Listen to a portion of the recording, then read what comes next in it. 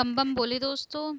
आज हम एक ऐसे अभिनेता के बारे में बात करने जा रहे हैं जिन्होंने सबको खूब हंसाया अपनी एक्टिंग से। लोगों के दिल में अपनी जगह बनाई खूब मेहनत से। लेकिन आज आज उनके ऊपर एक पहाड़ टूट पड़ा है जिसे वो शायद अपने पुरानी गलती समझकर काट रहे हैं। आज मैं उन्हीं की कहानी आपके सामने पेश करने जा रही हूँ। कहानी शुरू होती है उत्तर प्रदेश के एक छोटे से कस्बे में, जहाँ धूल भरी गलियाँ थीं, कच्चे मकान थे और सपनों की कोई तह शक्ल नहीं थी। उसी कस्बे में एक दुबला पतला लड़का रहता था जिसकी आंखों में हमेशा शरारत चमकती रहती थी। लोग उसे हंसता हुए देखते तो समझते कि इसकी ज़िंदगी बड़ी आसान होगी, पर सच्चाई यह थी कि उसकी हंसी के पीछे बहुत बड़ा दुख, तनाव और बेबसी छुपी थी।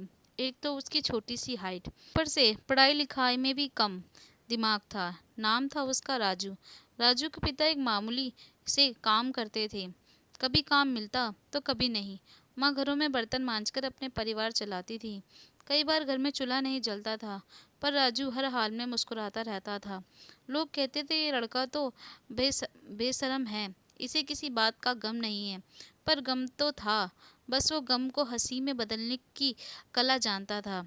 स्कूल में राजू की हालत और भी खराब थी। कपड़े पुराने, फटे जूते और खाली पेट।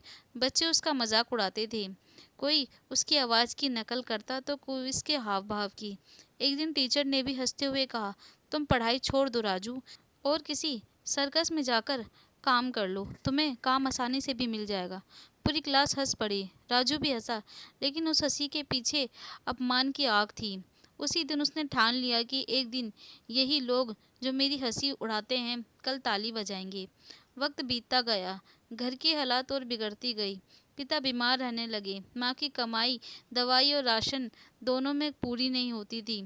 कई रातें राजू भूखे पेट ही सो जाता था। और रातों में वो छत को घूरते रहते और ये सोचता, क्या मेरी किस्मत ही खराब है? फिर खुद ही जवाब देता, नहीं, किस्मत खराब नहीं होती, इंसान का वक्त खराब होता है। एक दिन कस्बे में नाटक मंडली आई। राजू उन्हें देखने चला गया। मंच पर कलाकार रो रहे थे, कोई हंस रहा था तो कोई चिल्ला रहा था। राजू को लगा जैसे उसकी ज़िंदगी इस मंच पर हो। उसी पल में उसे समझ आ गया कि उसे क्या करना है। वह अभिनेता बनना चाहता था। जब उसने घर वालों को ये बात बताई तो सब हंसने लगे। रिश्तेदार बोले, हमारे घर में कोई अभी तक हीरो नहीं बना है। माँ बाप वहीं चुप थे। रात को माँ ने राजू के सिर पर हाथ रखा और कहा, अगर तुझे यकीन है तो जा, भूखा रहना पड़ेगा, ताने सुनने पड़ेंगे, पर पीछे कभी मत हटना।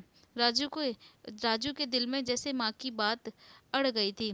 राजू उसी रात शहर चला गया। जेब में कुछ सिक्के में बड़ा सपना। शहरों में उसका स्वागत ठोकरों से हुआ।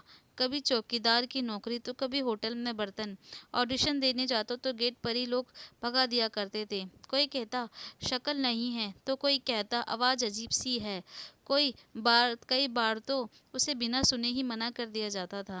रात को वो छोटे से कमरे में अकेला बैठकर सोचता रहता, काश मैं भी किसी अमीर घर में पैदा हुआ होता तो फिर खुद कुछ करने की ज़रूरत नहीं थी। राजू अमीर नहीं था, पर किस्मत उसको बदलनी थी।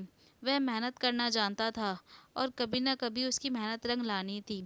एक दिन उसे छोटे से रोल में मौका मिल गया। टीवी सीरियल में बस 2 मिनट का सीन था। वह इतना खुश था जैसे अक्सर मिल गया हो। पर शूट के दिन उसका सीन शूट ही नहीं हुआ। वह चुपचाप सेट से बाहर आ गया। किसी को नहीं बताया, बस अंदर ही अंदर टूटने लगा था। वक्त ने उसे कई बार रुलाया। कई बार उसने सोचा कि सब छोड़कर वापस गांव चला जाता हूँ, लेकिन हर बार उसे माँ की वो बात याद आ जाती थी, पीछे मत हटना। धीरे धीरे उसकी यही मेहनत रंग लाने लगी। लोग उसके अभिनय को नोटिस करने लगे। उसकी अजीब सी आवाज़, उसके हाव भाव जो पहले मजाक बनाते थे, अब उसकी पहचान बन गए थे। एक दिन उसे फिल्म में से रोल आया। छोटा सा रोल था, पर असरदार था। जब फिल्म रिलीज़ हुई तो थिएटर में लोग उसकी एक्टिंग पर हंसने लगे। राजू की आंखें भर आई। वहीं उसे जो हंसी उसका दर्द थी, आज उसकी ताकत बन गई थी। धीरे धीरे उसका वक्त बदलने लगा। वही लोग जो कहते थे इससे कुछ नहीं होगा, अब कहते हैं हम इसे पहले से ही जानते थे।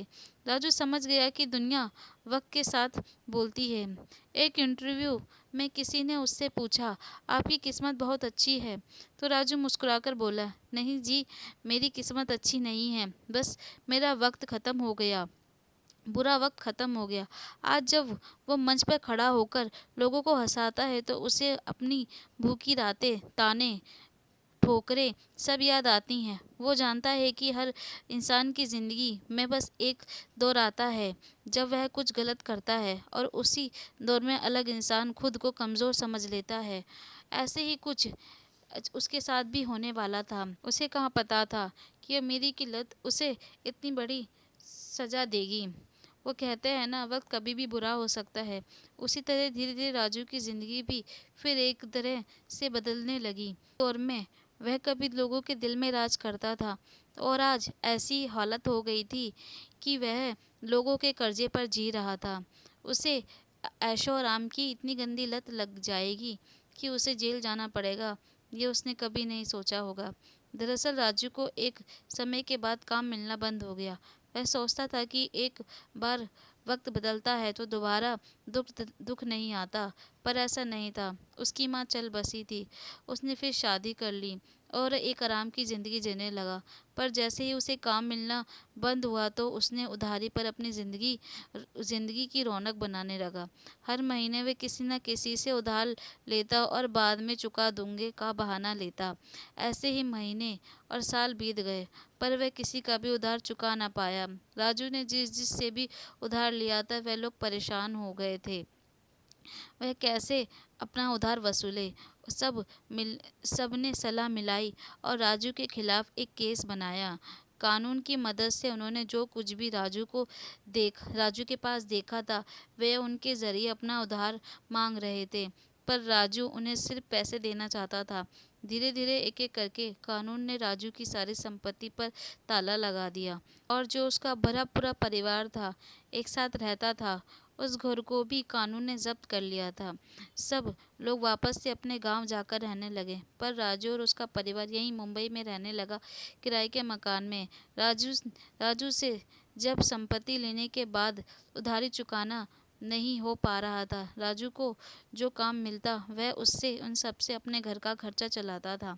इसलिए वह अब कानून या उन उधार वालों को कुछ भी नहीं दे रहा था। आखिर में कानून ने एक फैसला सुनाया। 6 फरवरी 2025 को राजू से कहा गया, या तो पूरा उधार चुकाओ, नहीं तो 6 महीने की सज़ा काटो।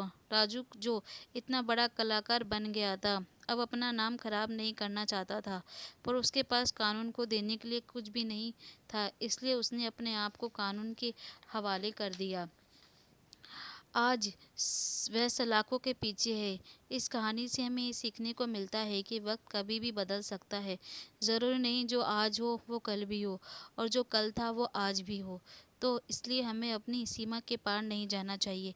एक हद तक सब ठीक है, जाने के बाद हमें आगे के लिए भी कुछ बचा कर रखना चाहिए, ताकि आगे अगर हम नहीं रहे तो संपत्ति जो भी हमने जमा पूंजी रख रखी है वो आज के समय में हमारे काम आए और ज़िंदगी थोड़ी जीना आसान हो जाए। अगर आप मेरे चैनल पर नए हैं तो प्लीज़ मेरे चैनल को सब्सक्राइब कर लीजिएगा। कमेंट करके ज़रूर बताना आपको मेरी कहानी कैसी लगी। मैं नीता आपसे विदा लेती हूँ, फिर मिलूँगी अगली कहानी में। इसी तरह मेरी कहानी के साथ जुड़े रहिएगा। धन्यवाद।